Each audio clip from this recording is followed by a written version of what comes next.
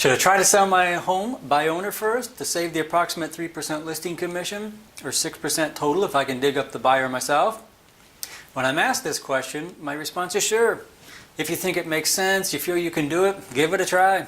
I'm a do-it-yourselfer. Sometimes it works out, sometimes it doesn't. That's what I want to discuss with you today. I'm going to give you the good, bad, and ugly for you to decide if it's something that's suited for you. Here are some things you'll want to take into consideration. Online advertising.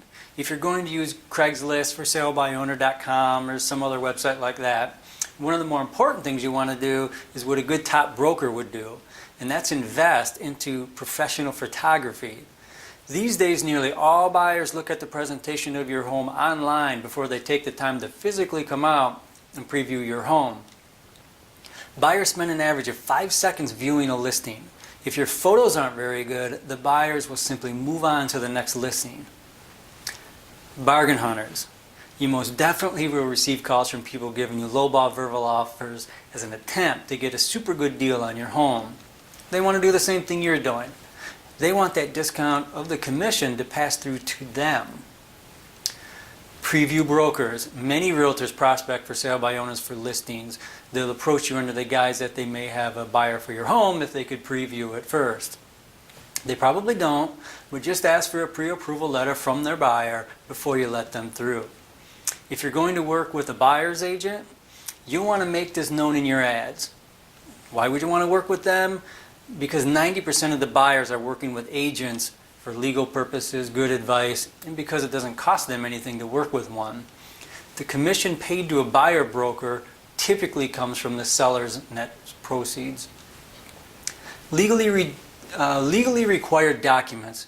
Please make sure you're accurately filling out your legally required documents and are following fair housing laws. Lawsuits are much more prevalent in the for sale by owner world, so don't be a statistic. Hire an attorney to make sure you're following federal and local laws. One last tip, safety. Other than the internet, this area has changed greatly over the past decade or so in relation to selling homes. It seems as if every couple weeks I receive a notice from our local real estate board about a theft at an open house or a suspicious person alert. Prescription drugs, jewelry, small electronics are usually the items of choice. And unfortunately, we need to worry about more than just thievery. As you've probably noticed in the news, every so often we're forced to deal with such serious criminal activity as rape and murder. Please listen to me. Do not show your home alone or without a legitimate pre-approval letter from the potential buyer first. Use discernment and caution before you jump up to answer your door to show your home to a random buyer that you know nothing about. On a lighter note, there's an interesting tidbit. Did you know that the CEO of buyowner.com enlisted a professional agent to sell his home? Also, the do-it-yourself home selling guru and founder of forsalebyowner.com tried to sell his home using his methods but failed. He then hired a professional real estate broker, and not only did it sell, but it sold for $150,000 more than what he was previously asking. Google it. Both of these made national headlines. So, should you try to sell your home yourself? It can certainly be accomplished. But are you doing it solely because of the perceived savings? You may want to consider these facts.